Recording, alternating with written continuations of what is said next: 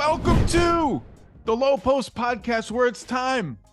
I forgot last time, not this time, to utter the three most anticipated words in niche, not niche, niche basketball podcasting.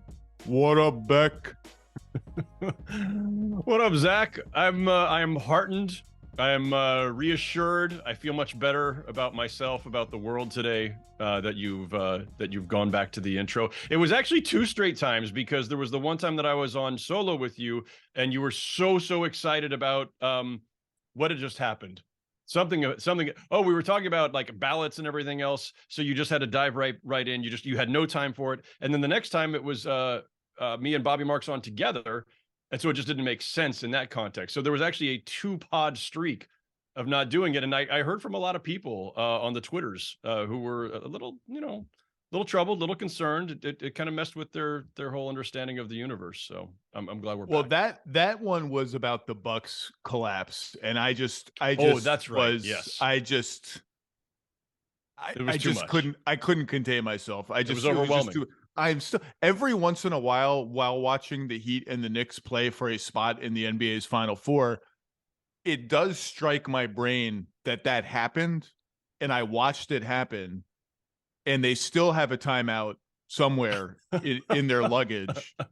And I'm like utterly shocked at it. And we're going to live the implications of that in this offseason, as we discussed then, but we will not discuss that now. Howard Beck is currently writing for GQ during these playoffs, and you had a piece this week about this is the crazy NBA playoffs. This is the random NBA playoffs. We have a 5 and an 8 in the East and a 6 and a 7 in the West. And it struck me as I was watching the Knicks save their season last night, and then the Warriors save their season a couple hours after that, that if there were a year where a 3-1 lead was not safe, particularly if the team with a 3-1 lead is not the team with home court advantage in a potential game 7 and in a game 5. If this is the year of the crazy NBA and the random NBA and the outcomes being crazy, why wouldn't this be the year where we have multiple 3-1 comebacks, where we have multiple series that end up going to game 7 from 3-1? Why not? And I'm just saying right now, it's 11:30 a.m. Howard Beck. On Thursday, whatever this day is, it's spring. The sun is out.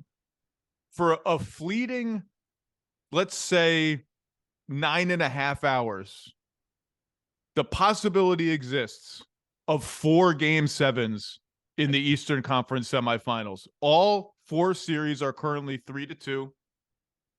After this podcast, will be hopping on an Amtrak to lovely Philadelphia, Pennsylvania, to see the biggest game the Philadelphia 76ers have played in a long time, after a landmark capital W win in Boston, where we can sit here and talk about all the things Boston did wrong. Unfocused offense, random offense going to nowhere, a few defensive breakdowns I didn't like, somehow forgetting all the ways in the past that they have defended the Harden Embiid pick and roll and just letting Joel Embiid take open 14-foot jumpers over and over again. We can talk about all that.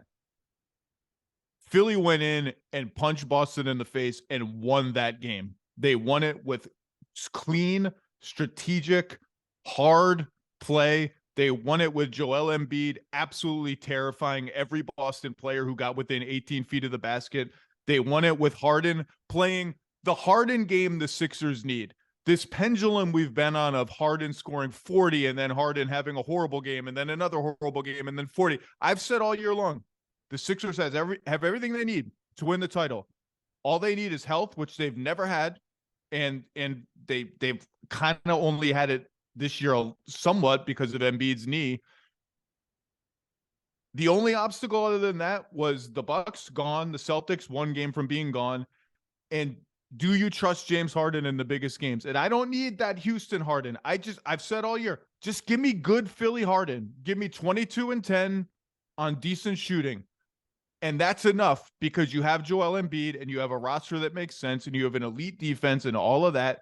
And that's what they got in game 5 in Boston, where they never relented. They never let Boston back in the game. And I cannot wait for this game tonight. I had to be there. I am going there shortly. And so, as a preface to that, All NBA came out last night. The roster building implications are large now with these Supermax and Super Duper Max contract eligibilities linked to this. And the headliner, I think, was that as expected, Jaylen Brown made an All NBA team. He made second team. I had him on third team, but I had him. I think he deserved to make an All NBA team. He made it, and he will now be eligible for the biggest possible contract he could be eligible for this offseason, extension wise, right away. And let's not be subtle about it. If the Celtics lose tonight and lose this series, even if they lose game 7 at home, you are coming off a finals loss where you felt like you let it slip away. You are coming off a very disappointing season before that, a disappointing bubble before that, where they felt, again, they had a really great opportunity that they let slip away. And now this would be a second-round loss against a team you have owned for 3 or 4 years. And I kept saying, you can look up the clips on NBA Today and on this podcast. I said, throw that ownership record out the window. I don't care about it. I don't care about Embiid's record against the Celtics in the playoffs. I don't care about any of it. It's not relevant now, and it has proven to be not relevant now. If they run into that wall again and they lose in this round again, as great as this team has been, as much as they've won, as young as Tatum and Brown still are in their primes, really in the early stages of their primes, particularly in Tatum's case, Brown being eligible for that contract and Tatum also being eligible for another super duper gaduper max, and the new CBA, which makes it much harder when you exceed even the first apron and then the lead apron after that.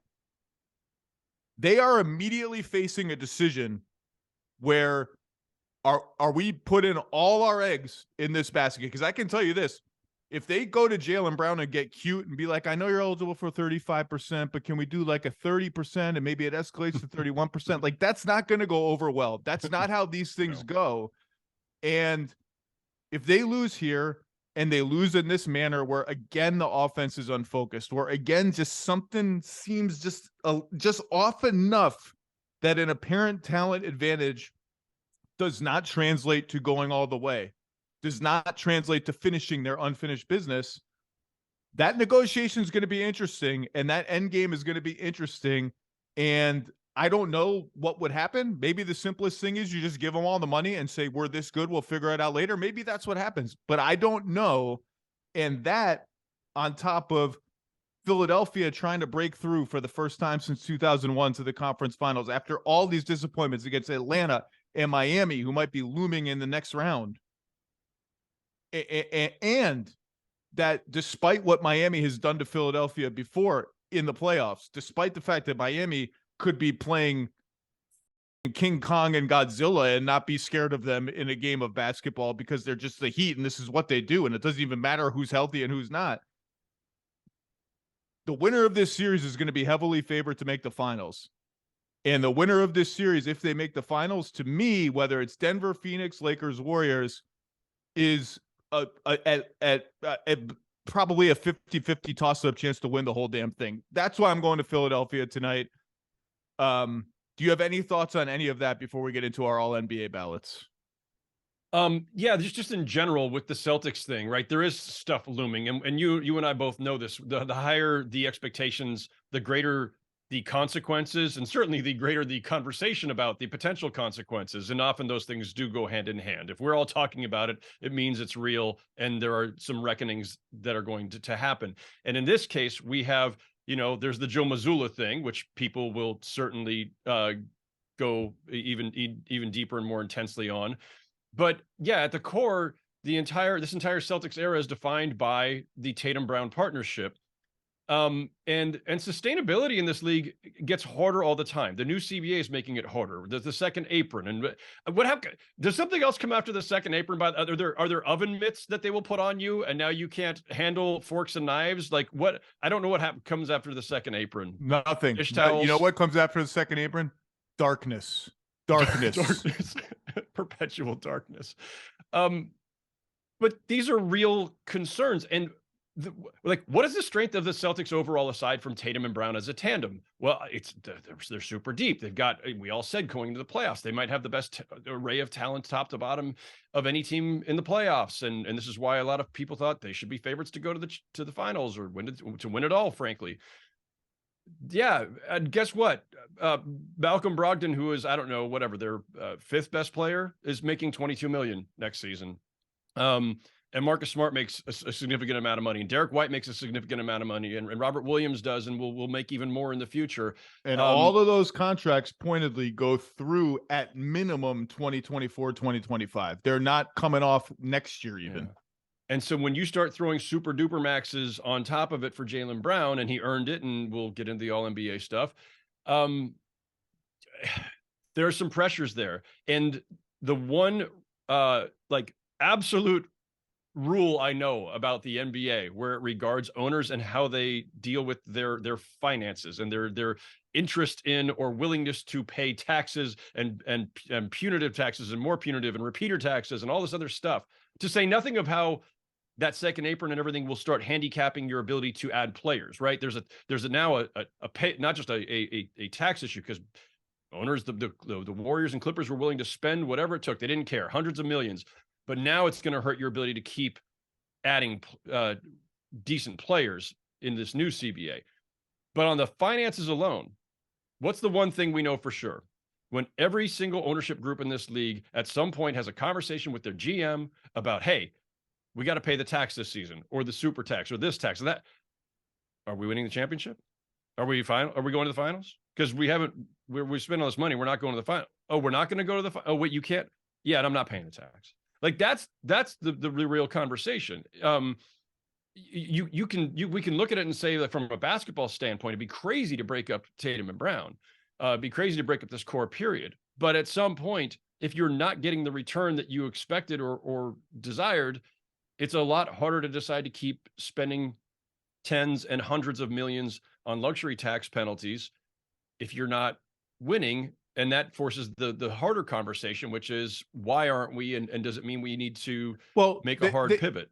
They are winning. I mean, this is a team that was up 2-1 in the finals. They're in contention every year, right? So it's a little different for them. I'm saying that's the broad conversation for any ownership group when the tax conversation happens. They were up 2-1 in the finals. Yeah. Yes. But there's just something about the way this team plays that leaves you confused sometimes.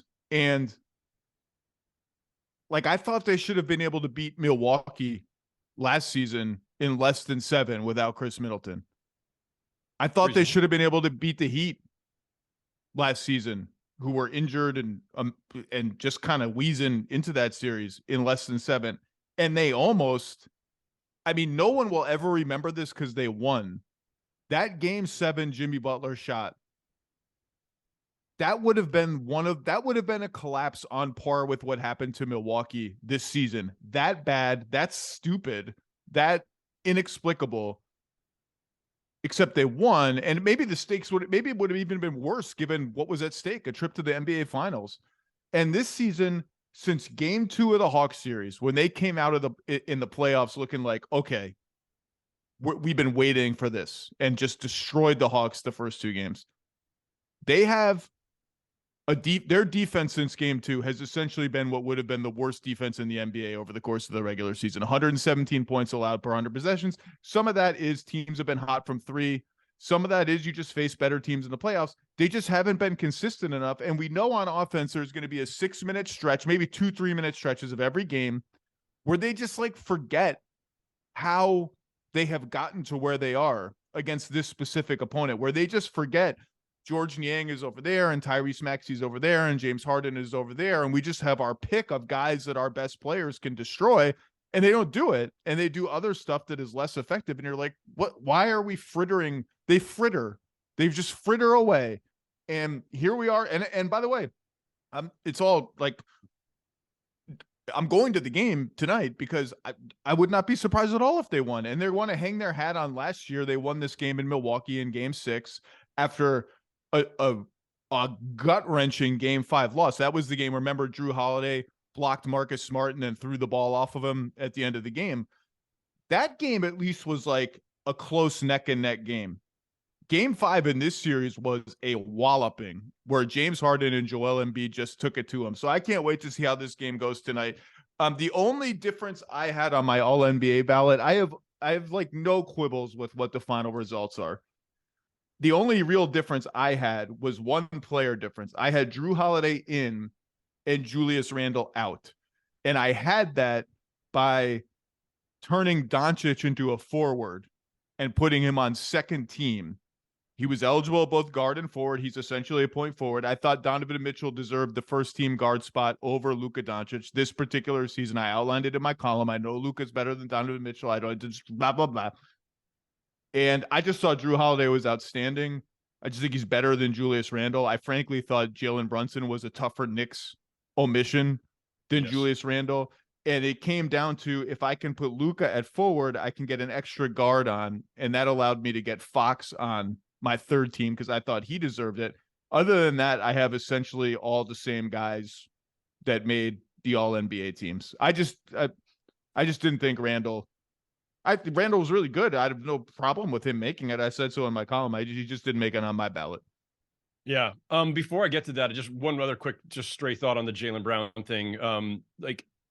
I don't think the Celtics should break anything up. I don't think they're going to break anything up. I think when you have two players of that nature, that level, you just keep going. I will just say the one other element, and you've probably heard some of the same speculation around the league that I have. The one other element ultimately about the Celtics' future, and which is premature because they have not crashed and burned, and they may still go to the finals. They may still win it all, and everybody will feel differently in a lot of different ways, including the players and ownership and coaches and everybody else themselves. There's still the question about what does Jaylen Brown want? And there's some of the interviews that he gave, a month and a half or so ago to Logan Murdoch at The Ringer and Sopan Dev at the New York Times that kind of hinted at, some ambivalence. And so anyway, there's that element too. There's all kinds of issues, financial issues. It's funny that the Jaylen Brown All NBA PR tour turned out to be the Jaylen Brown, like, whoa, he said what now tour? That was an interesting part of that. That was very interesting. So my All NBA teams, I had all of the same players overall, not necessarily first, second, third, but of the results that came out yesterday, I pretty much had all the same players. I had 14 of the same 15 players. Some of them were on different levels of the first, second, third team. The only difference I had was I had Lauri Markkanen on my third team instead of Julius Randle. And then the other differences were just like, I had Lillard's second team and he finished third. Stuff like that. I'm glad Lillard made it. I just thought you just look at his numbers. He was absolutely incredible. The Blazers had a positive scoring margin when he was on the floor.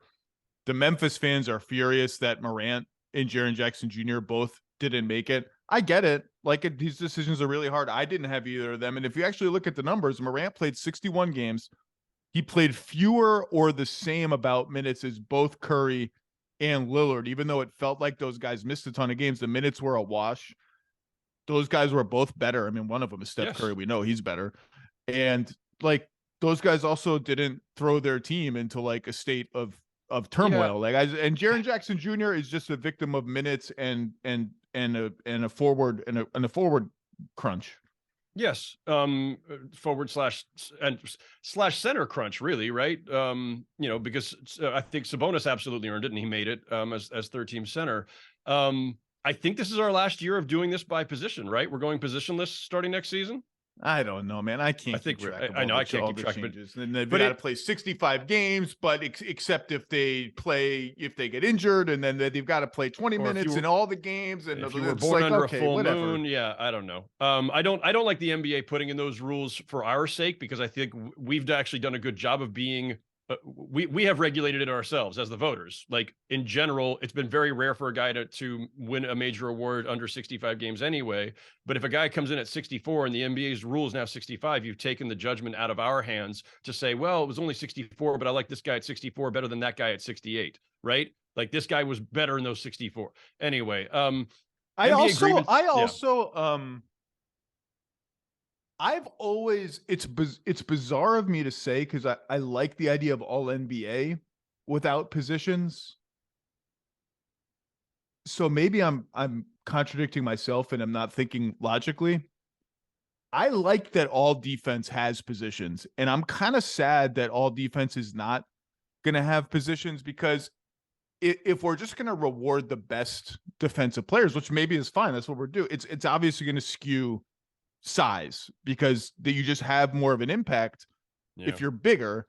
And so the first team could be 4 centers and Draymond Green. You know, it could be Bam Adebayo, Draymond Green, Brooke Lopez, you know, Rudy Gobert, whoever you want to say. I kind of like that you have to search for the guards who are the best at fighting through screens at the point of attack, the best just hounding, you know, multiple positions, 1-on-1, 2s and 3s, the best at shooting around pin downs without getting beat, because those are important skills. And you feel in the playoffs in particular, the difference between a defender who's really good at those things and a defender who's not good at those things, and offenses structuring their attacks to like go at the guys who are not good. I kind of like the guards on all defense. I like that exercise. To that point, you know, there's a reason we went like 25 years between guards winning Defensive Player of the Year, because that award has always skewed toward the bigs, toward shot blockers and rim protectors, and so I think it will be more problematic for the all defensive teams than say all NBA. But all NBA, the problem we've had is that everybody always refers to it as the best 15 players, and it's not been the best 15. It's been the best 6 forwards and the best 6 guards and the best 3 centers, and that's not the same thing as saying the best 15 players. And I think a lot of people like the idea of just having the best 15, which, by the way, reminds me of this. Like, NBA grievance Twitter goes into overdrive when awards come out, because everybody wants to scream about you just got to log off. Just log off, man. The people who complain about Twitter, I'm like, just log off. There's no law. You got to be on it. Just log off. It's on me. Awesome. If you're saying the people who are saying like the All NBA third team would have like beaten the All NBA first, that's not the exercise. We're not picking. I can't even believe. I'm glad that I've reached a point in life where, like, once a week, a conversation like this happens, where someone in and around the NBA is like, "Hey, did you see this thing on social media? Everyone's talking about it." I'm like, "No, I didn't even." What you just said, I had no idea was a thing, and I'm just so happy that I had no idea it's a thing. You know where this conversation is, and this grievance is not happening on Blue Sky, which I'm on now, and I can't wait to get some invites for Blue Sky so I can bring on you and everybody else from our NBA universe. It's much more peaceful. I don't even know what the hell that is. Blue Sky is the new Twitter alternative. It's very nice. It's very pleasant so far. There are no that's trolls. That'll last. I'm sure it'll stay just like that. Anyway, it's it's good for the time being. What's the old Yogi Berra saying? Nobody ever goes there anymore. It's too crowded. That would be Twitter. But the other one is the Ja Morant thing, which and I think it was it Trae Young's father who was citing this last night on Twitter and complaining about it.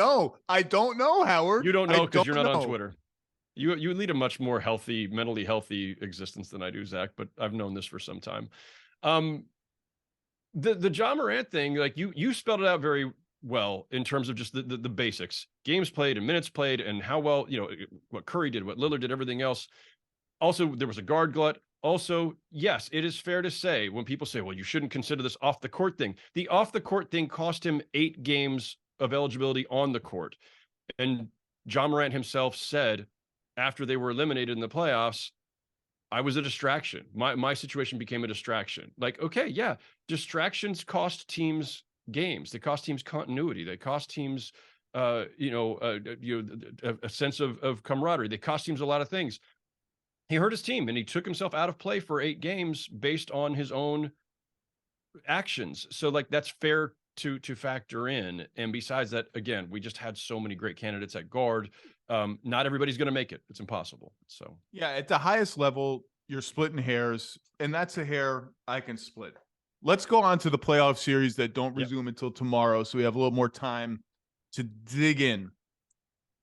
Big picture question, Mr. Beck. To my point earlier about can we get 4 Game 7s? Oh my God.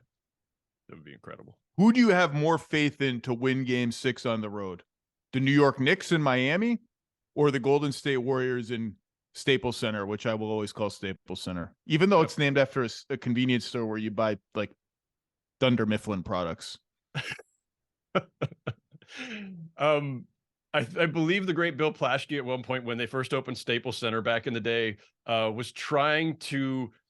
He was using this convention where instead of calling it Staples Center, because nobody wanted to call it that, they just come from the Forum, which granted was the Great Western Forum, but Great Western Forum, while Great Western was a bank in California, all of us grew up, especially me growing up in the Bay Area, the Great Western Forum just sounded like a cool name. This isn't just a forum. This is the Great MF and Western Forum, right? It is great. It is Western, and it's a forum. I didn't know it was a bank. It's the same thing as the Air Canada Center, which I will always call what is now the Scotia Bank Fleet.com Poulan Weed Eater Arena or whatever it is. And in Air Canada, it sounds great because it's in Canada. Air Canada was Vince Carter's one of his nicknames. And then your brain doesn't put the things together. Like when your Air Canada flight is delayed for 5 hours, you're like, freaking Air Canada. You just don't put it together that, oh yeah, that's what the arena name that I really like is named after. So we were all so like grizzled journalists being grumpy about corporate sponsorships of arenas. Plaschke, if I recall this correctly, Bill will correct me if I'm wrong, or somebody will on his behalf. He was referring to Staples Center as the Superstore, because I think back then Staples would call themselves the Office Superstore or something. And so he was trying to get that to stick. It didn't stick. Also, by the way, back then, the PR folks on behalf of Staples Center were very, very insistent that it is not the Staples Center. It's just Staples Center. Do not say that they won last night at the Staples Center. It's just Staples Center. They were very uptight about that. I don't think they try correcting us anymore on that. And also, answer the question, Beck. I have more faith in a defending champion, always. And I have an unreasonable, I will admit this outright, I have an unreasonable amount of faith in the Warriors in all situations. And many times this season and in this postseason, when things have looked bleak, I'm like, I'm not out. I'm just never out on a team that still has Steph Curry functioning at this level alongside Klay Thompson and Draymond Green and coached by Steve Kerr. Like I just haven't sometimes Steve Kerr, who like a whole segment of Warriors fans want fired and thinks he's like a bad. How do you know this? Were you on social media, Zach? No, that has gotten to me at this point. And because he doesn't run enough Steph pick and roll, which we're going to talk about. And like, yeah. Okay, so who do you want to coach the team? Like all the guy has done. Now, yes, they had Durant for 2 years. You want to just throw those Durant championships out the window and say, I could have coached the team. Maybe, I don't know. Maybe not. It's clearly worked. So go ahead. Like you want to get rid of him and hire who? Anyway. Yeah. Also, by the way, we'll get into it later. I have more faith in the Warriors, and I admit, even over the course of this season, despite the unsightly road record, despite everything they went through, Wiggins being gone, the Draymond punch in the preseason, everything, I refuse to not believe in this team, because we've seen what they're able to do. We've seen the resiliency. When they're at their best, they are still devastating and amazing and fun. And they just saved their season last night, and I absolutely believe they can do it again. There's now an Anthony Davis question, which I assume will, like, I guess there's the sense is that he does not have a concussion, so probably he's playing Friday, but that looked kind of serious, and the reports of him going out in a wheelchair don't sound great. I'm sure that's just precautionary, whatever, but I have more faith in the Warriors being the Warriors than I do the Knicks winning a game in Miami, especially after expending themselves to the degree they had to last night. And look, those guys are young. Grimes and Brunson, I don't want to overemphasize the 48-minute thing. They're young. They're fine. I'm sure they can play all out and maybe go 48 again on Friday night. But I just think that the Knicks have literally and figuratively been playing from behind in this series anyway. I think I have more faith in the Heat and Jimmy Butler being able to close it out at home. I also have more faith in the Warriors. Their experience and pedigree speaks for itself. That series has evolved a little bit every game in interesting ways. We'll get to the Knicks later. Then, you just look at the minutes from last night. The 48 and the 48 obviously stand out. Can they do that again? It's one of the great things about the playoffs. At some point, you get to see players in the times that are most desperate just push themselves to the absolute limit. Let's see what I can do. Can I go the full 48 and never come out of the game? and be productive the entire time and not be a liability on defense for too many possessions because I'm trying to rest. And Quentin Grimes can't rest on defense. He's guarding Jimmy Butler a lot. And it's just, you just sit there in awe of what these guys can do when everything is on the line. You sit there in awe. I will never, ever forget 1:30 left to go. Quentin Grimes runs into a pick, hurts his leg, is limping around, and then gets up and has to guard Jimmy Butler. Jimmy Butler, the guy who has owned the whole postseason, in a close game, and picks him clean for a steal. And it was one of those steals when you watched it on replay, you kind of felt like he said to himself, hey, I'm not going to be able to stay in front of this guy. I'm hurting. I'm limping. I just got to go for it. And maybe I can end the possession like this. I just got to sell out for the steal. And he got it. It's what we watch for, that kind of stuff. And you admire it. Yeah. And you look at the minutes, awesome. Like McBride played 1 minute. Quickly's been out. Josh Hart played 9 minutes, and he's back to having the yips shooting wise right now. He doesn't want to take shots. Toppin only played 12, and they were good minutes. We'll talk about that for sure. It's like you kind of played 6 guys and a little bit. Like that's where we got to with the Knicks. Hartenstein is the 6th guy, and that's hard. And to do that again in Miami is going to be tough. Let's talk Warriors-Lakers. The Warriors last night won 121-106. The total score of the series is now 558 Warriors, 554 Lakers. Warriors +4. Obviously, look, I'm not going to sit here and discuss the Anthony Davis thing. I don't know what his state is. I've actually heard this morning some tepid optimism that he will be able to play in Game 6. Just tweeted, in fact, that he's expected to play. Okay, well, there you go. He's expected to play. You just hope he's okay, and this isn't, a case of like, let's trudge through it like they would have done in the 50s. Sorry, interrupt. Barring a setback, he's expected to play, I should say. Well, we're all expected to play barring a setback. Every day. And you just hope he's okay. And because I just don't think they have any shot to win. I don't care if the game is in the playgrounds of Venice Beach without Anthony Davis. Yeah. The series has been a very defense-first series. 111 points per 100 possessions. Warriors 110.5. Lakers. Those would be like bottom 5 offenses in the regular season. And to me, Mr. Beck, the most interesting battleground in this series, the zones that I really pay attention to like a hawk, are Draymond Green at center, and that's what they're starting now with the GP2 lineup, versus the Lakers with no Vanderbilt on the floor and Anthony Davis on the floor.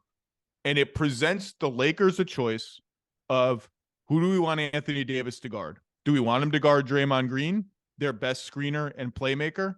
Or do we want to shift him onto Andrew Wiggins or even Gary Payton II, which we haven't seen much since the first half of Game 4? Andrew Wiggins, and make the Warriors, if they want to get AD involved in the play, if they want him on the ball, they want to drag him out to the perimeter, use Wiggins as a screen setter who's not as good of a passer, not as quick twitch of a thinker, but pretty good as Draymond Green. Conversely, that then presents the Warriors a choice, depending on where Anthony Davis is. If he's on Andrew Wiggins, which has been the Lakers' choice for a lot of these minutes, okay, so I got a choice now. Do I bring Draymond Green as my screen setter and let Anthony Davis be off the ball? But he's guarding Andrew Wiggins, who's kind of a good shooter, and we can put Andrew Wiggins like up high on the arc and see if we can kind of park Anthony Davis out of the play on the perimeter, bring Draymond Green back into the action, especially if LeBron's guarding him. Like, maybe we can tire out LeBron a little bit more, and he's clearly already dealing with a foot injury and only really summoning like the ferocity of peak LeBron a few possessions a game when he feels they really need it. I think we'll see more of that in an urgent home game in Game 6.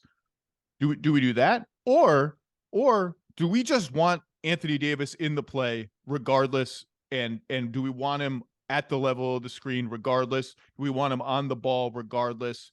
And just to get him away from the rim and get them in rotation. And the Warriors, for the most part, in game 5 chose, we want Anthony Davis on the ball. We don't want to get cute and park him over at the side because we still think he's dangerous as a helper, because we actually kind of like what we're getting when they bring him up on the ball with Steph, put 2 on the ball, and Steph can cook from there. He can split a little bit. He rejected the screen and got a drive when Anthony Davis gets the wrong way. Andrew Wiggins has been flipping screens and confusing Anthony Davis a little bit, flipping from one direction to the other. If they put 2 on the ball, that pocket passes there. And yeah, we have faith Andrew Wiggins can make a play, even with 2 non-shooters, Gary Payton II and Draymond Green behind him, so the Lakers can really muck up that spacing. They like that better. They have largely been proven right. And last night, the series took what might be its final stylistic evolution when the Lakers decided, we're just switching. We're switching. We're not putting 2 on the ball anymore. You're hurting us too much with that. No matter what we do, you're hurting us too much with that. We're switching Anthony Davis on Steph Curry. We'll leave there. We're switching Anthony Davis on Steph Curry, and we're going to live with it. And to me, that felt, and my feeling might be wrong, it felt like a W for the Warriors. That felt like a win. That felt like surrender from the Lakers. Because you think, well, despite that one amazing defensive possession Anthony Davis played to shut down Curry at the end of game 4, kind of like Curry can do some damage one-on-one against Anthony Davis, stretch him out. And as soon as the Warriors saw that switching, they didn't just let Steph Curry go one-on-one. Because I think one of the reasons the Lakers like the idea of switching is if Steph just starts cooking a little bit, maybe Klay's not as involved. Maybe the beautiful game kind of dies out. They let Steph cook some, and he's very good at that. They went to Draymond in the post or Wiggins in the post and started their split actions and off-ball actions with Anthony Davis on Curry and said, part of how we're going to attack this is we are going to make Anthony Davis move around the floor and chase Steph off the ball. And if you want to start switching all that stuff, well, then that's good for us. We know how to move around. There will be little gaps we can exploit. And if Draymond somehow gets a switch, they've gone super old school and posted up Draymond Green a few times. And Draymond is always, I interviewed him about this like 8 years ago. You put a guard on me, I can take him to the block and score. And we haven't seen any of that for years and years. And he's drawn fouls and made his free throws. But the numbers, Mr. Beck, say that so far switching has been better for the Lakers than the other strategy of putting 2 on the ball. And I'll get into the numbers later. So even though it felt like a W for Golden State, they haven't quite wrung as much out of it as they were wringing out of 2 on the ball. I just can't wait to see how this evolves in game 5, because this has become like a problem-solving series on that end of the floor in a really fascinating way. No question. And I think I saw the stat earlier. I didn't go to look to verify. I think like they've gone 2 straight games. Anthony Davis has not had a block. Like that seems significant. Like the Warriors are making a concerted effort to get him out of the paint.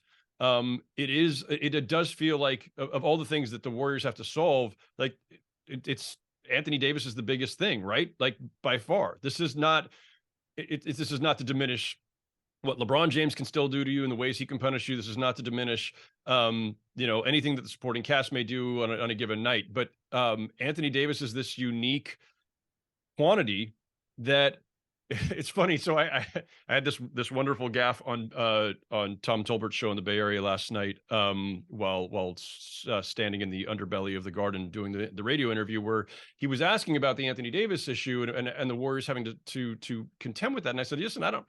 In the course of their run over the last 8 years, like how often have they had to deal with an Anthony Davis type of player? To which Marcus Thompson, listening at home, quickly texted Tolbert or somebody saying, when Anthony Davis was playing with the Pelicans, the Warriors played him then, and which I had conveniently forgotten. Yeah, but it was a different, yes, different. That was not a series the Pelicans were going to win. Yeah.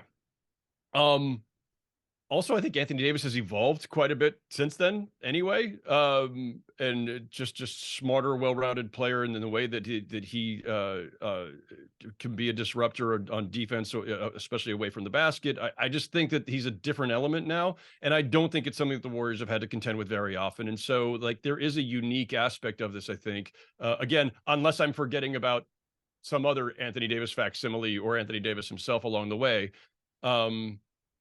Like it feels like that's the key pivot point in all of this. And if you can keep him out of the paint, and manage that and negate some of his rim protection and his rebounding, then you're a lot of the way there. And then look, Andrew Wiggins had his best game of the postseason just on the stats alone last night. 25 points was the most he'd scored in any game this postseason. I felt like Wiggins has been kind of, I don't know how much has been focused on elsewhere, but it just seems like overall this postseason, like Wiggins and Poole is where the Warriors are having their issues. Like Clay is up and down. He has his great games, and he's had some duds as he did last night. But like I feel like overall, if the Warriors just get some reasonable amount from Wiggins and Poole, and I don't mean just in this series, but overall, like that's their fate in a lot of ways. I'm not, I don't worry about what they're going to get from Curry, and I don't expect we're going to get more 20-point games from Draymond necessarily. But it seems to me like the Warriors, the volatility that they have right now, the volatility they've had all season, I think has so much more to do with a couple of very key ancillary guys. I think Wiggins has been fine. I thought he was absolutely out of this world last night.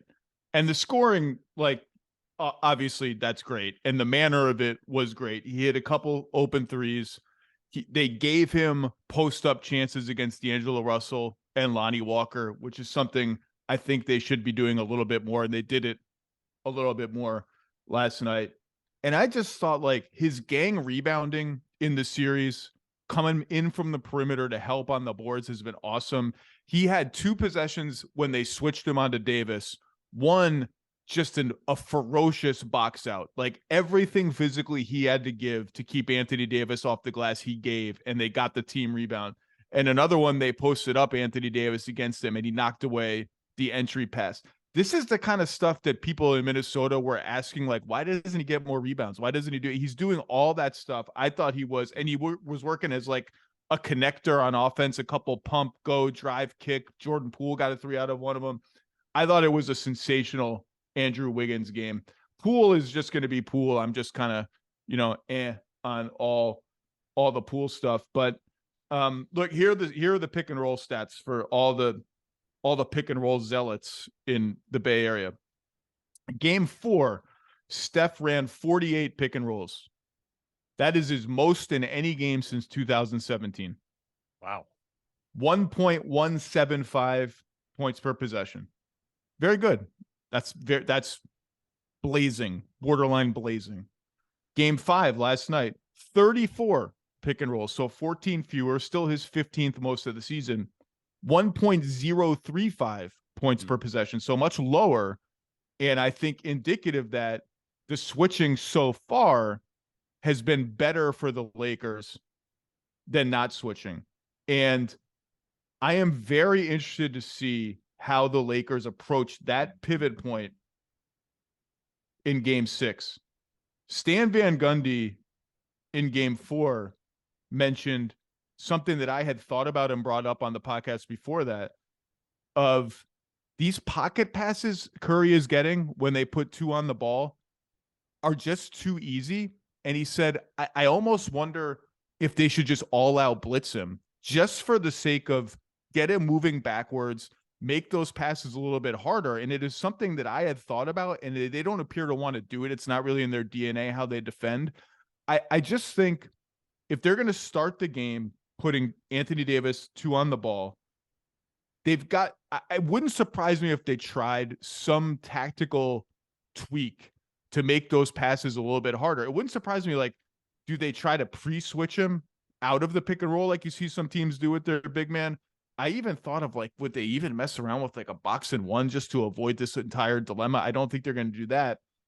I just think the blitzing is an interesting idea from Stan because if Draymond and Gary Payton II are behind the play, like Wiggins is the screener, you have two bad shooters, non-shooters behind the play, and you kind of dare the Warriors by blitzing him to make more plays in more space and dare those guys to make. Obviously, they can make plays as Draymond Green. I just think it's an interesting idea, but it's pretty clear that the Warriors are going to try to get Anthony Davis on the ball, and it's pretty clear that the Lakers are going to switch more, and that's just fascinating to me. I do, and on the flip side, I also wonder if the Warriors should maybe try a little bit the alternate strategy of like, let's see what it looks like when we park Anthony Davis over on the side, get Wiggins out of the play, space him really far, as far out as we can, and bring up Draymond as a screener and force LeBron, who's often guarding Draymond in those minutes, to work really, really, really hard on the ball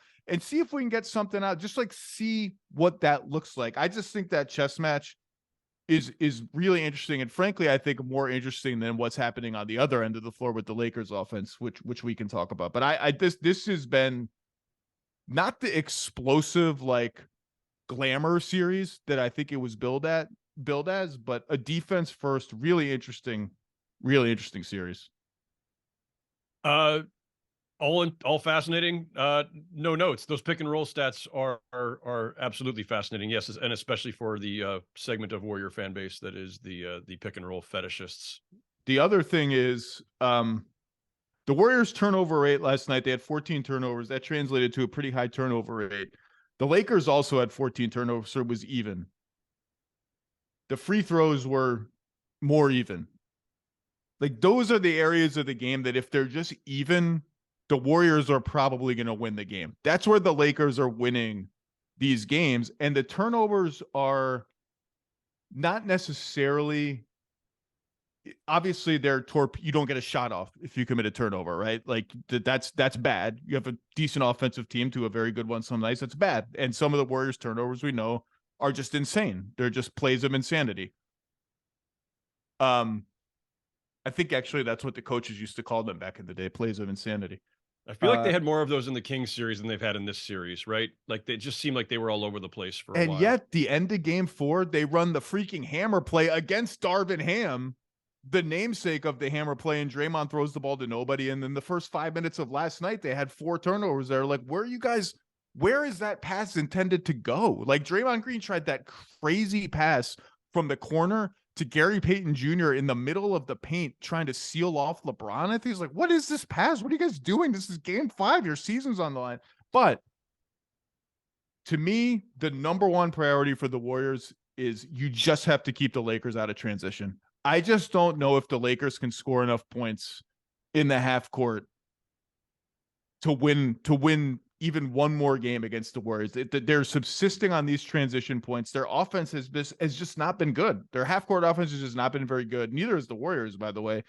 But last night, I felt in particular they just played in the mud the whole game. And that third quarter, fourth quarter, it was like Lonnie Walker pick and roll along 2, D'Angelo Russell pick and roll along 2, Dennis Schroeder pick and roll along 2. Let's try an Anthony Davis post up on Draymond Green. That's not going to work. It's Draymond Green. Let's try D'Angelo Russell post up. That's probably not going to work. Just in the mud, Draymond's pick and roll defense, the way he's dropping back and taking the angles and getting back in front of AD so quickly has been just incredible. And they're just not getting good looks out of that. And that comes down to like, last night was a relatively passive LeBron game. And I think they're going to just need one more active as he can get, given the foot injury and the age and the minutes and all that, to put the Warriors away. And I think the Warriors have a decent chance to win game 6. Like I picked Warriors in 7 before the series. I don't know what the hell is going to happen, but I don't look at last night. I'm sure there was some element of last night of the Lakers, particularly when they fell behind, saying, all right, we have game 6 at home. Come out roaring, save a little energy for that game. But I don't look at that as like an enormous advantage game for the Lakers, the way it seemed against Memphis. If the Warriors win Game 6, do you assume that your 7-game prediction is then? I mean, obviously it's on track, but like, are we of the belief that the Game 6 winners, because in both cases they're going to be going home, in these two series that were the Lakers Warriors and Knicks Heat, does winning, because this is the way it starts to go, right? Well, if you get it back home, you've got it. So you asked me the question of how much faith do I have in either of these teams to go win the road game to save their season?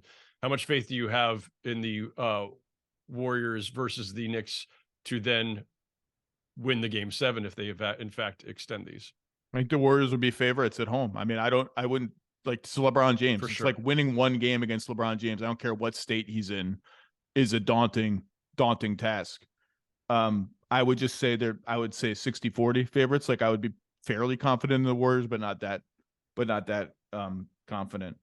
And look, I mean, this is like on Get Up yesterday. We did, the Warriors were down 3-1, and we did the whole, like, is this it? Is this the end of the dynasty? And I said, I just have too much respect for these guys to have this conversation until they're out. Until they're out, I'm just not doing it to that degree that they wanted to have it. And B, look, I don't know what's going to happen, and it starts with Bob Myers. If Bob Myers is handling whatever negotiations have to happen with Draymond Green on a new deal, if he opts out, whatever negotiations have to happen with Klay Thompson on a potential extension, and I know it was floated that Klay Thompson wants a max. That's just, I want a lot of things that I'm not going to get. Like, that's not going to happen. If Bob Myers is doing those negotiations, it's one thing. If somebody else with less gravitas, less camaraderie, less goodwill with the players is doing it, it's a different thing. But I would still bet right now, based on what I've heard and what I think and how they're playing on the court, I think those three guys, I would bet. I'm not certain. I'm not predicting that it's going to happen with any kind of certainty. I would bet on Steph, Klay, and Draymond all being on the Warriors next year. And if they have to cut costs, looking at other ways to cut costs. But that's, next year is not here yet. It's not here for at least another 48 hours or 36 hours or some amount of hours. Agreed. And I think that despite everything that they've gone through this season and all the doubts that were baked into it, and everything starting with the Draymond punch of Jordan Poole back in October, like all things being on the table, all doubts, all justifiable, all understandable. But I think the relative success of this season, despite whatever weirdness, despite the road record, despite whatever, they have shown demonstrably, I think definitively, that there's still life left in this team, and you don't break that up prematurely if you don't have to. And that includes Bob Myers, by the way. Like, I still don't quite understand. I'm not sure anybody does why there's even a question there. But Draymond opts out, resigns, extends, whatever. Like, they've weathered this. They have weathered this, and they have shown that core still has a heck of a lot left in them, and you don't break that up until you absolutely have to. And if somebody decides, like if Draymond himself decided, I want to go, I mean, well, then you can't do anything about that. If he just wanted to move on for some reason, I have no reason to believe that he does, and there's been no indication that he does. From a organizational standpoint, should be no reason whatsoever to decide, if this goes the wrong way tomorrow night or at some point in this postseason, that suddenly it's over. That I think that would be a tragedy of sorts in the basketball realm. I'm not ready to talk about it yet. Three small battlegrounds to watch in Game 6 to whet your appetite. Number one, the Warriors are sitting, for the most part, Draymond and Curry together, which has always made me nervous when you take your two most creative players off the floor. And they obviously are doing it to maximize their creative togetherness. They're winning those minutes in this series. They were a disaster against the Kings. They're winning them in this series. That's number one. When the Lakers go super small, they didn't play Gabriel in the non-AD minutes last night.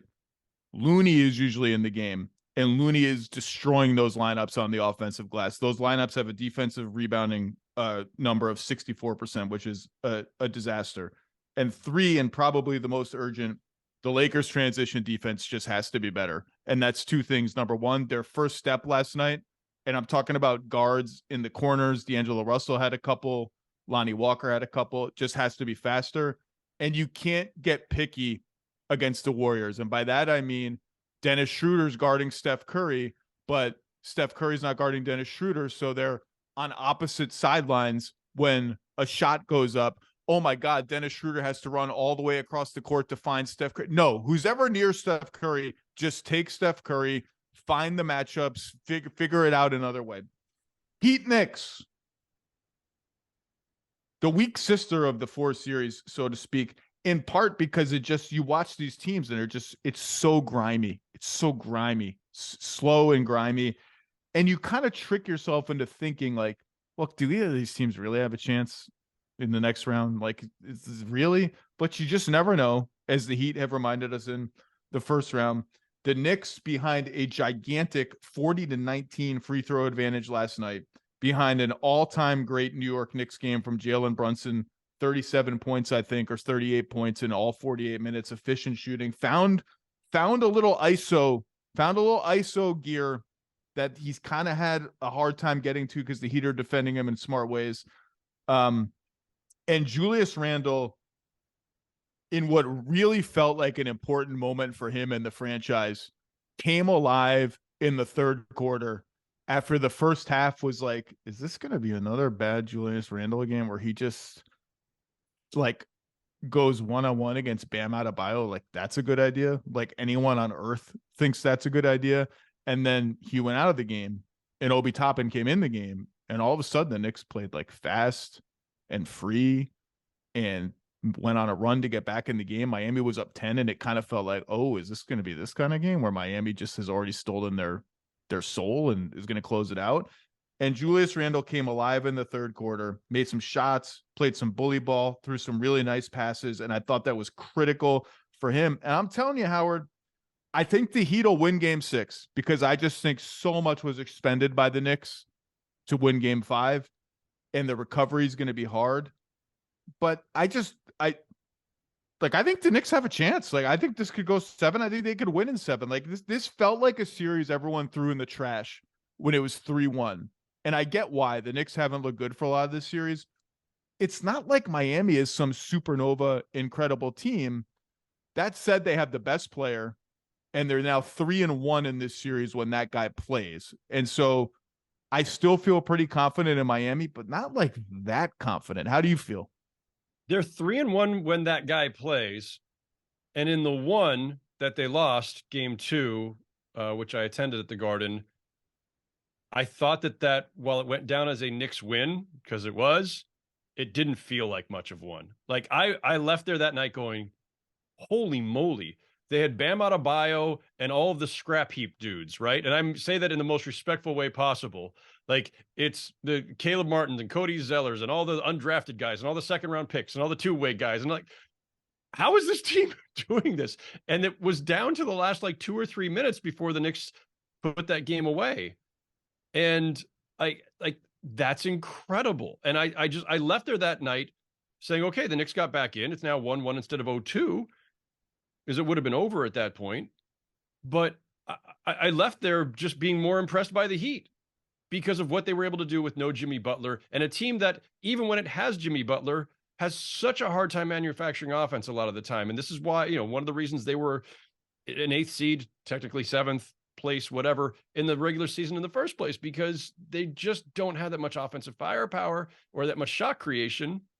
And they're relying on like a 72-year-old Kyle Lowry. And like, it was incredible what they did in game 2. Who's been good? He's been pretty good. Last night, not so much, but pretty good.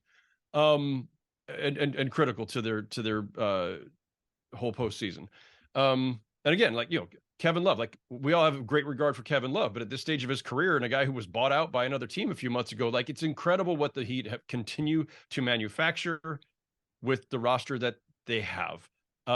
Heat culture is a real thing. Kirk Goldsberry laid it all out statistically and otherwise yesterday on your website. So that's been my overall impression. I was there last night for the first half. I bailed at halftime because I wanted to be home in time to watch the tail end of that game and watch Warriors Lakers from tip off. The first quarter at the Garden felt so tense, Zach, as you might imagine. And you mentioned Julius Randle. I had that same feeling, and it felt like the whole Garden had that same feeling where Randle had one of those. He's stuck in the corner. I think it was with Bam, and he had the ball for like just an eternity, and then missed. And you could just feel the wind or the breath coming out of the crowd.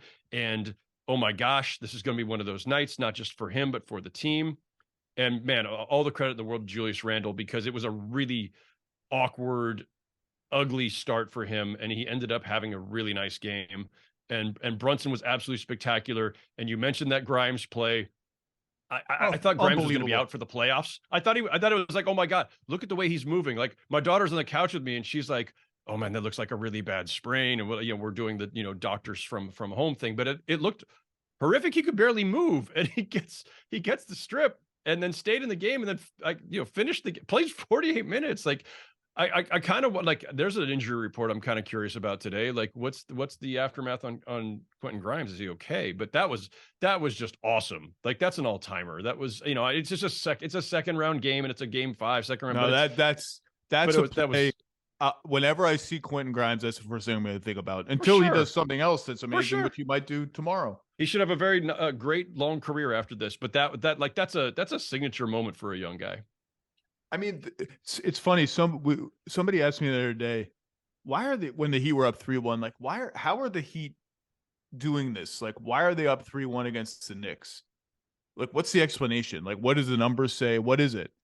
And I said, in a very not made for TV answer, I said, well, number one, they have the best player, and number two, I just feel like they're a little bit better at a lot of things, and that just sort of adds up over the course of a game to like an 8-point win or a 7-point win. Like, they have a little bit more shooting. They have a little bit more creativity among their big men, particularly in terms of the combined passing and shooting that they get out of like the Love Adebayo, Martin Adebayo combination. They've been a little more careful with the ball. They have 15 fewer turnovers. The offensive rebounds are actually about even, which is a win for the Heat, considering how much the Knicks depend on this. The free throws were advantage Heat until last night, and now it's slight advantage Knicks. Just think they're just a little bit more creative and a little bit better.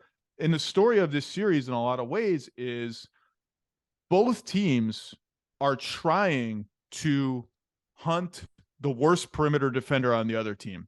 Oftentimes that's like Brunson for the Knicks. Like, can Jimmy Butler get Brunson in a mismatch? They've actually hunted Brunson other ways, which I think is really smart, which is if he's guarding Max Strus, just run him around. Duncan Robinson, run him around. And on the other end, can Jaylen Brunson find, his way to Duncan Robinson or Max Strus and go one-on-one against those guys and pick and roll? Like, where's Duncan Robinson's guy? Bring him up to me. And like, neither team has been able to get a whole lot of traction. They haven't been able to get switches as often as they, I think, anticipated. They haven't even been able to get like, okay, you're not switching. Maybe the screener can roll into open space and we can play 4-on-3. They haven't even been able to get that, because particularly the Heat defense is just saying, we're going to clog the paint. So if that guy rolls, we're going to ignore Josh Hart. We're going to ignore RJ Barrett. We're going to ignore your centers. And that guy's not going to have any space to roll in. And they're like, all right, what's plan B? And it's been kind of interesting to see the teams go to plan B. And by the way, Randle, I just think his defense in the series has been awful. And one of the ways that one of the plan Bs has been, let's just put Kevin Love in a bunch of screening actions, because we don't think Julius Randle can hedge and recover, probably because he's dealing with an ankle injury that, he kind of came back quickly from. And I just think his defense on Love has been bad. They got lucky that Love missed like 7 wide open threes last night. I expect them to attack that way again, and go at Randle and see what he has. But neither team has really been able to it's just kind of been grimy. Like, we got to just find something. What can we find? Like, every possession is just a search for something. Quentin Grimesy. It's gotten Quentin Grimesy. Oh, yeah. Frank Grimesy. Remember Frank Grimes from The Simpsons? Grimy. It's just sitting right in front of us. There's an actual Grimes in the series. Yes, but that's what we should expect, right? Like, the profile of these two teams in the regular season, Although I will say, actually, the Knicks' offensive efficiency rating in the regular season was higher than I would Dude, anticipate. they were the third best The offense top, in the yeah. NBA. They were actually, I think they were like 19th defensively, which is exactly the opposite of what you would have expected. In 30 years, I'm going to like bring up NBA.com and do some historical deep dive and be like, wait, what? How is that even? Or even now, you could look at that and go, what? In related news, just semi-related news, Howard, we are 5 days from the NBA draft lottery where whoever the Dallas Mavericks representative is going to be sitting in the drawing room pooping his or her pants if they lose that pick, and the NBA representatives are going to be pooping their pants in abject fear and terror that the Dallas Mavericks will get lucky and win the freaking lottery and be rewarded for their shameless, awful losing intentionally at the end of the season scheme. I was sitting next to Jalen Brunson plays for the Knicks. That's the connection. Yes. Jake Fisher and I were sitting together at the Garden last night before I bailed out early. And he was noting the fact, I had forgotten about this. When you have that optionality in the pick at the lottery, both teams have to be there, right? So are we going to have like, and so he was like, all credit to Jake for this. I hope I'm not spoiling this. It's just too great not to mention it. I apologize in advance, Jake. But he brought up the point, like if the Knicks were out, like Jalen Brunson being the Knicks representative at the lottery would be fantastic. The lottery is as much my Super Bowl as the NBA Finals. I love the lottery. You're damn right. I'm going to be in Chicago next week. You're damn right. I'm going to be in the drawing room. Wait, and the Knicks have to be in there, right? Don't the Knicks and Mavericks both have to be there in case this happens? And on the dais? I hope. I hope so. I just can't wait. I'm not gonna be able to contain myself. You have to sit there. You've been there. You have to sit there silently. Listen, I can't. Yeah, I can't wait. Okay. I was in you. I think you and I were both in the room the year that the Pelicans got Zion, right? And Alvin Gentry with his big fist pump and like a fuck yeah or whatever it was. Great times. Great times. Whoever gets Wembanyama, I want to somebody's gonna be doing backflips. Like they need to have the camera. No, they need to have medical personnel there because people might faint.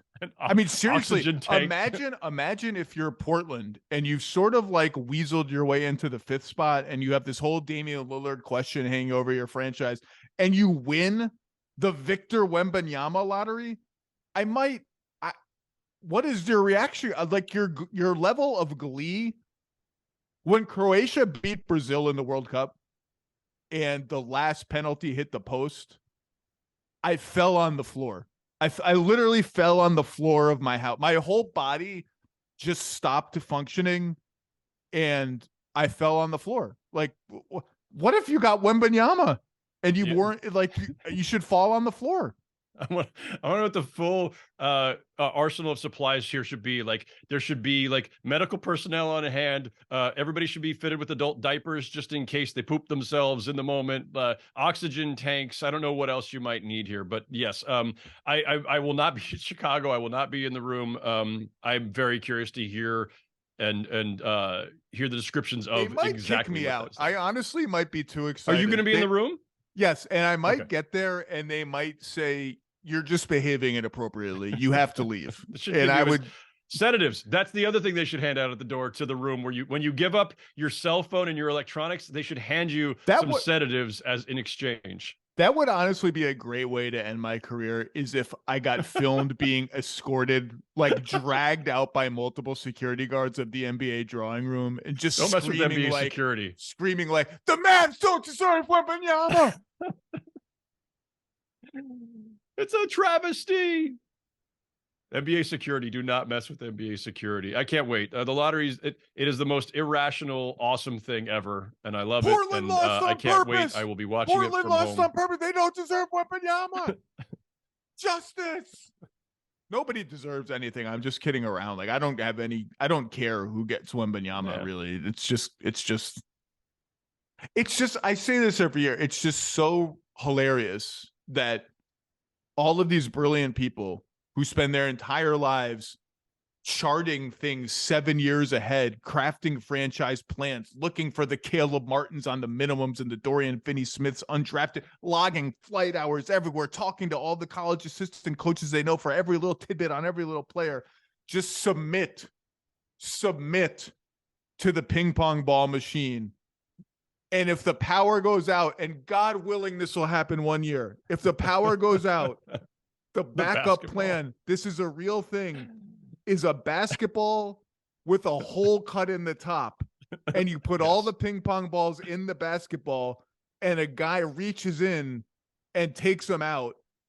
If I'm ever there and that happens, I honestly might cut the power. Anyway, when I retire, if the NBA wants to give me like a parting gift upon my retirement as an NBA beat writer, I want the ball with the hole in it. I'll make it like a candy dish or something. It'd be phenomenal. I still have. I'm going to bring it right now. Hold on. Can't wait. Folks who are listening at home, Zach has stepped away from the microphone and is now returning with... I still have. No one got this back from me. The pandemic lottery in Secaucus, when there was nobody there, no team representatives at all. I was, I think, the only media person there. Nobody was there. I still have this. Oh my gosh. The Anthony Edwards lottery. This came out of the envelope. I still have it. The envelope's back here. It just fell on the floor. And I just asked somebody in the NBA, I was like, hey, no one's here. Can I take this? And then I tried to fake bribe the Timberwolves, be like, what do you want for it? What do you want for it? I'll give it to the Timberwolves. If you're listening and you want this, I have it. It says Minnesota Timberwolves. I have it. That's like the one that Mark Tatum pulls out of the envelope, right? Well, Zach is here's the envelope. There he is. Here's the envelope. The number one envelope. So Zach has the envelope with the big red number 1 and it has the Minnesota Timberwolves logo in it, just much as you would see on TV. Do you know what I have? Do you know what my lottery mementos are, Zach? There was a year where it was at, I think it was at a Midtown hotel. And so, you know, the NBA, they will feed you. They will have all this stuff there and everything. And in the lobby areas and the milling about areas where we would like chit chat with GMs and whoever, they had all of these just displays with ping pong balls with team logos on them.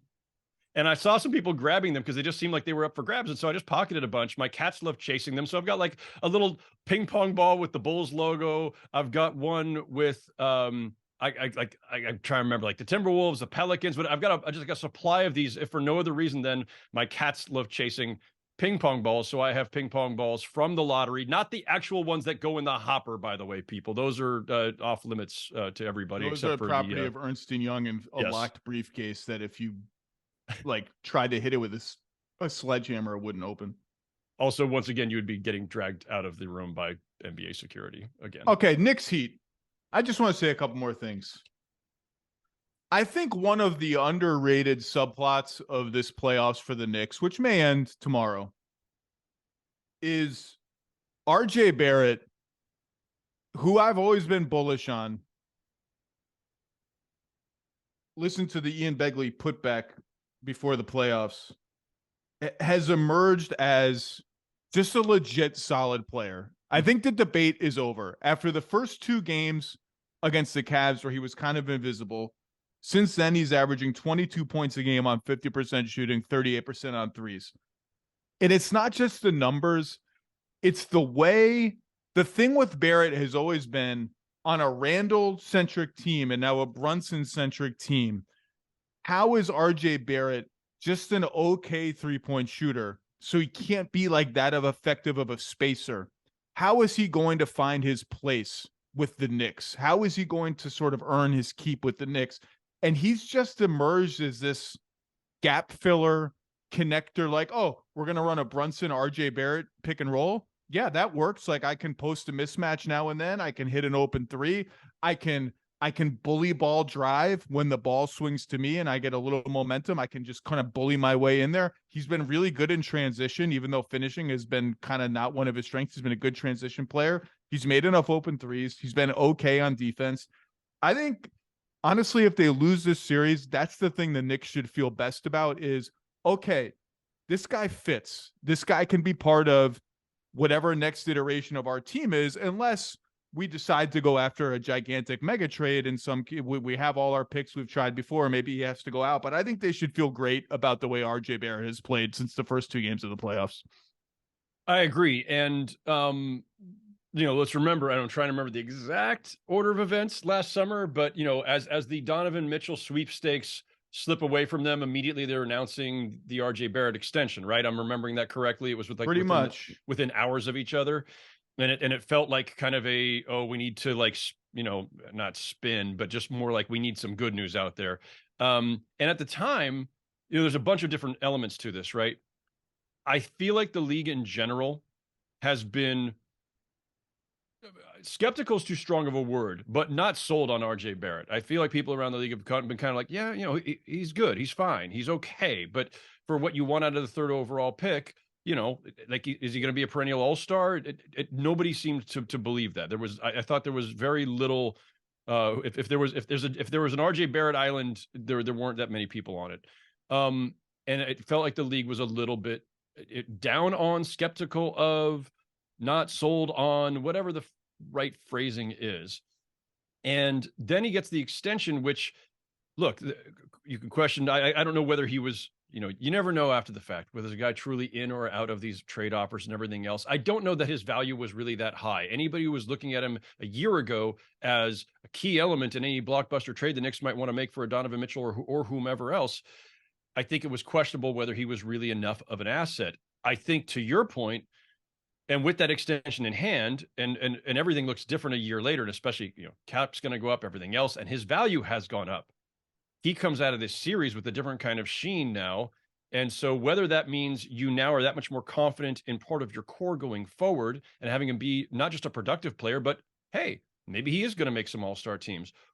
Or if it just simply changes perceptions around the league and you still have extra picks and you still, like, listen, let's be honest, wherever this ends for the Knicks, I don't think this is not a team you just look at and say, with internal growth, they'll eventually be a finals team. No, like, they're still a move or two away. They have to find their way to, a superstar at some point. It's as simplistic as that. That's the NBA. Julius Randle just made another all-NBA team. Great. Jaylen Brunson had a case for one and probably will make some. But do they actually have the basis for a championship team? Like, I would say no, and I don't think that's controversial. And you have to find your way there eventually. And finding your way there, it doesn't look like it's going to be the cap room route. It's definitely not going to be the draft route, because they're now too good to get that difference maker. So at some point you have to find your way, and I'm not suggesting necessarily that means Barrett is on his way out somewhere, but it's given you another piece that maybe you didn't have a year ago, just based on his increased value now. And he's been very good. And like, just even in the course of that first round series, you just saw it, and the Garden wants him to succeed so badly. And the RJ Barrett chants have been amazing. It's been a revelation. He just has to sustain it. Couple more quick things on this series. I loved how fast the Knicks played last night. Because when you play fast, you get the defense backpedaling. Even if they're set, they're on their heels. And that allowed Brunson to get some ISOs where the Heat just couldn't load up. The way they're loading up is, he takes one dribble forward and all of a sudden there's a swipe from this guy and a swipe from that guy. And he just can't get any rhythm and space, or it's harder for him. And it was easier when they just weren't ready to load up. Same thing with, like, when they attacked Kevin Love in a pick and roll. He can't load up to hedge out on Jaylen Brunson if he's backpedaling. He's got to drop back, and if he drops back, he's toast. Heat zone, which almost won them or helped them win game 2. The Knicks have now scored 1.46 points per possession against the Miami zone in this series, according to Second Spectrum. That's very, very good. And it doesn't look great. They don't have a really stylish zone offense. They're not a big playmaking team, but the way they've attacked it with physicality and mismatch hunting has really worked for them. And I don't want to see any more minutes where Jimmy Butler and Bam Adebayo are on the bench together. It's been a thing that I've just not liked for 2 or 3 years now. In the regular season, fine, I get it. In the playoffs, yes, Jimmy's dealing with an ankle thing. The Knicks got back in the game in those minutes in the second quarter last night, and I would prefer the Heat just not do that. Oh, and I forgot this one thing. We're going back to Lakers for a second to talk about LeBron and the aggression. Just as an example, game 4, 13 pick and rolls where LeBron was the ball handler and Steph's guy was the screener. Game 5, 3. And when I say that I think I'm going to see more of that, more of the aggressive LeBron in Game 6, that's what I'm talking about. Do you have any parting Knicks Heat thoughts before we go? Off the top of my head, no, and nothing in my notes. Okay.